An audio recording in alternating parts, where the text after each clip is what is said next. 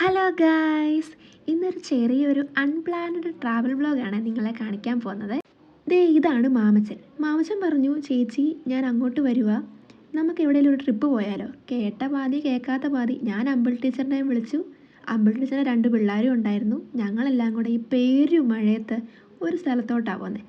എങ്ങോട്ടാണെന്നറിയാവോ? ഒരു വലിയ വെള്ളച്ചാട്ടത്തിലോട്ട്. ഞങ്ങളുടെ വീടിൻ്റെ തൊട്ടടുത്ത് വെമ്പിള്ളി വെള്ളച്ചാട്ടമുണ്ട് കേട്ടോ. വെമ്പള്ളി പാപ്പാനി വെള്ളച്ചാട്ടം. ഒന്ന് വെമ്പള്ളി, 2 പാപ്പാനി എന്ന് അവിടുത്തെ ഞങ്ങൾ നാട്ടുകാർ വിളിക്കുന്ന പേരാ. നല്ലൊരു വൈബാണ് കേട്ടോ അങ്ങോട്ട് പോകാൻ. അപ്പം ഇതൊരു ഓഫ് റോഡാണേ.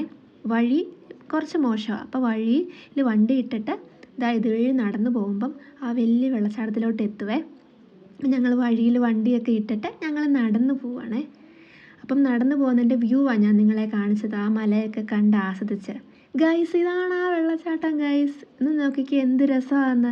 ഞാൻ ഇടയ്ക്കിടയ്ക്കൊക്കെ ഇവിടെ പോയിരിക്കുക. നല്ല വൈബാണ്. മാമച്ചന് ഇത് കണ്ടപ്പം എന്താ പറയുക, അവൻ പറഞ്ഞു, എൻ്റെ പൊന്നു ചേച്ചി ഇത് ജീവിതത്തിൽ ഒരിക്കലെങ്കിലും കാണേണ്ടതാ എന്നൊക്കെ അവൻ പറഞ്ഞു. സത്യമാണ് കേട്ടോ. എന്നെങ്കിലും നിങ്ങളെ ഈ ഹിഡൻ സ്പോട്ട്, അതായത് ഒത്തിരി ടൂറിസ്റ്റ് ഒന്നും ഇവിടെ വരുന്നില്ല, ഹിഡൻ സ്പോട്ട് ആയതുകൊണ്ട് അപ്പം ഒരിക്കലെങ്കിലും നിങ്ങൾ വന്ന് കാണേണ്ട ഒരു സ്ഥലമാണ് ഈ പാപ്പാനി വെള്ളച്ചാട്ടം കേട്ടോ. ഒന്ന് വന്ന് കാണണേ.